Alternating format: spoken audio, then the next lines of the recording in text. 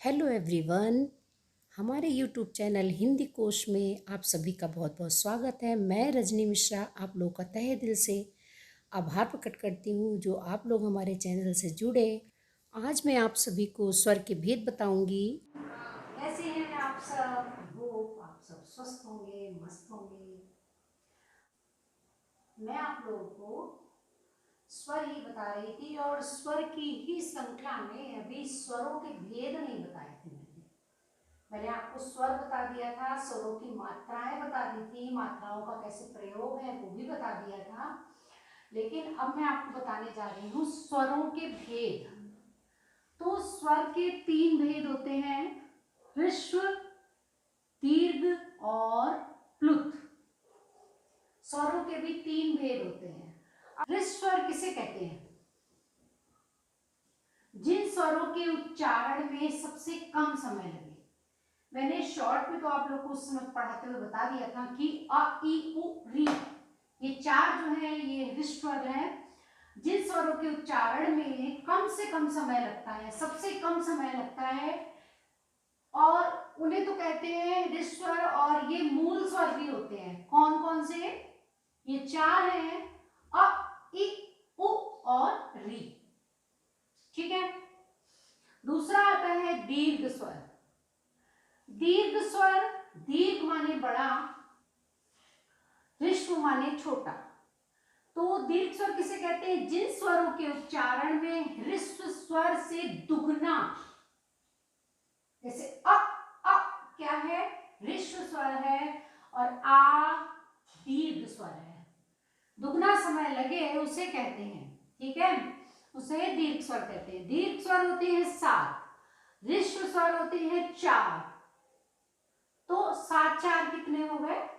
11। ये होते हैं 7। तो कौन कौन से होते हैं? आ, ई, उ, ए, ओ, औ। ठीक। बाकी मैंने आपको पहले ही बताया दिया कि अंग और आ किसमें आते हैं? अयोगवा में। तीसरा है प्लुत स्वर, जिनमें ह्रस्व से 3 गुना समय लगे। ह्रस्व में सबसे कम लगता है, दीर्घ में डबल लगता है, और प्लुत में 3 गुना लगता है। जिनमें ह्रस्व स्वर से 3 गुना समय लगे, इन स्वरों में 3 का चिन्ह होता है।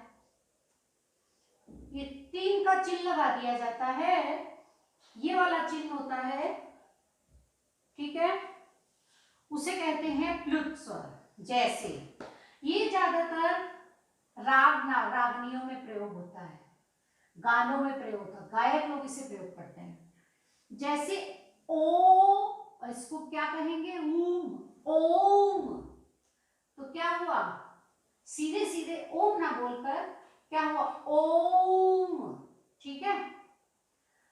परंतु इसका हिंदी में सबसे कम प्रयोग किया जाता है। ठीक है। कई लोग ऐसे ऐसे भी लगा देते हैं अलाप के लिए। तो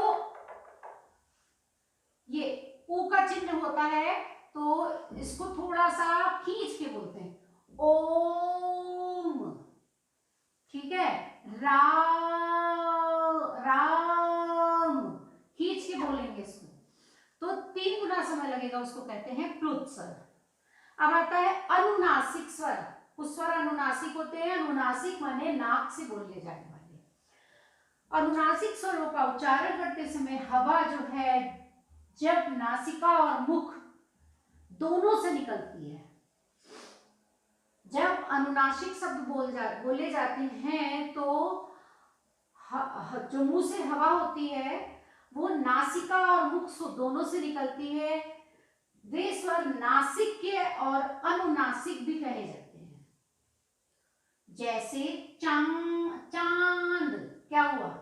नाक और मुंह दोनों से आवाज आई, तो इन्हें लिखने के लिए चंद बिंदु का प्रयोग होता है। ये है चांद, हो गया चांद। ठीक है। तो इसमें क्या है? नाक के बल बोला जाता है, इसलिए इसको कहते हैं अनुनासिक शब्द। ठीक है।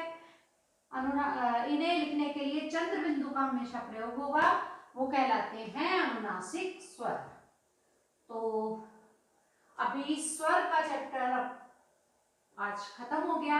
अब आगे व्यंजन चलेगा अभी, देखिए 1 दिन या 2 दिन, तो समझते रहिएगा। ये बहुत छोटी छोटी लेकिन बहुत महत्वपूर्ण बातें हैं, छोटी भी नहीं है और बहुत बड़ी भी नहीं है, ये हमें जानना बहुत ज़रूरी होता है।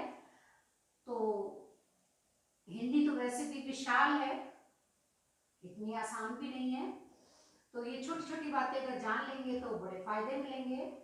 और बने रहिएगा मेरे साथ वीडियो में, देखते रहिएगा। आगे मिलते हैं आपको